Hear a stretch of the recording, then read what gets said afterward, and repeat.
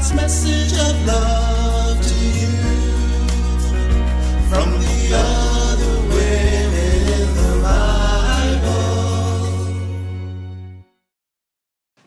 Hi, I am Larry Watlington of GETL Ministries, and welcome back to another installation or episode of The Other Women in the Bible. Okay, who we're going to talk about today? Leah. If you want to follow along in the scriptures, just go to Genesis chapter 29 through 32. It's quite a bit, so I'm going to try to compress quite a bit of information into a short time. Now, who is Leah? Well, to understand Leah, we have to go back and look at Jacob. Jacob, who was the son of Isaac. Isaac, who was the son of who? Yes, Abraham. Well, Jacob went to find a wife, and he went to his uncle Laban, who was his mother's brother, and there he met Rachel, and he loved Rachel. Rachel was beautiful. He met her at a well. There she was getting water, and he instantly fell in love. And he went and talked to her father Laban and said, "Laban, I want your daughter." It's because Rachel is awesome. She's awesome. And Laban, if you look up the name Laban, you know it tells you he was trickery. He all about deceiving people. But you know what? So did Jacob. But that's another story. There's a lot of deception in that family. So when Laban said, "Okay, I tell you what, work for me for 7 years, and I will give you my daughter Rachel." Well, he did it, worked 7 years, and at the night when they got married and he was going to, consummate the marriage, well, guess what Laban did? He switched daughters. He took his other daughter, Leah, and put her in the bridegroom's chamber with Jacob. Now, Leah was not as attractive as her sister. But one thing about Leah, she was fertile. Leah could have some babies. Leah was very fertile. So now that Jacob was a little upset, he wakes up the next morning, he finds out that, wait a minute, I just consummated my marriage with Leah, and I didn't want to do that. Well, he goes back to Laban. "What did you do? Why did you trick me?" And what does Laban tell him? "Oh, how our custom is that the oldest daughter has to get married first. And I just couldn't give you Rachel because she's the youngest. But here's what I'll do because I love you. I love you, boy.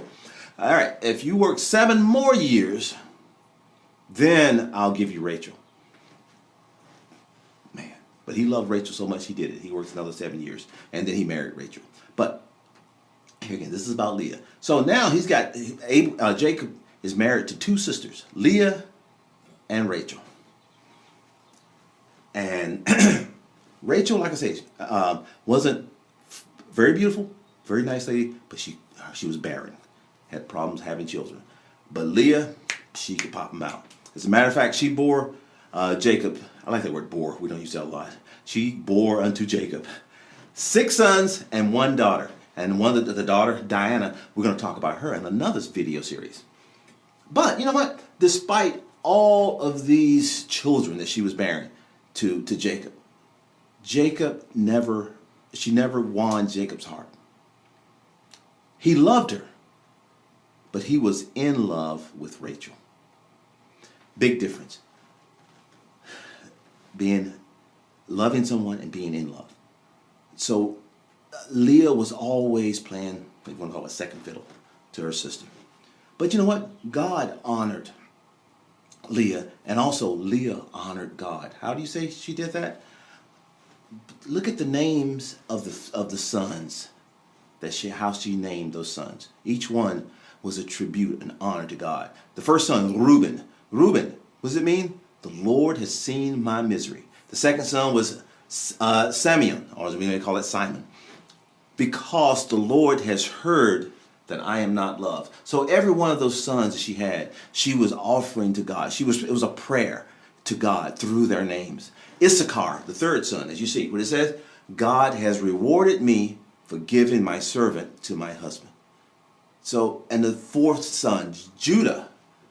Oh, and we love the name Judah. Yeah, the tribe of Judah. We always talk about that. Yes, that was the son between between Leah and Jacob. Judah. This time, I will praise the Lord. And the next son, Zebulon. God has presented me a special gift. So you see, she honored God through those offspring. even though she never won Jacob's heart. And now what she did, she tried to earn love. She tried to earn love through what? Childbearing. But you know, true love can never be earned. You can't work hard enough to make somebody love you. And I think we see that through the story of Leah. And sometimes, you know, especially on you women of faith, you feel unloved, probably even by your own husbands. But stay faithful to God, because you can't earn God's love. He loves us because he chooses to love us with his whole heart.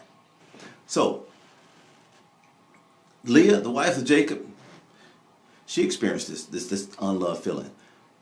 But God heard her prayers, and he did. He saw the things she was going through.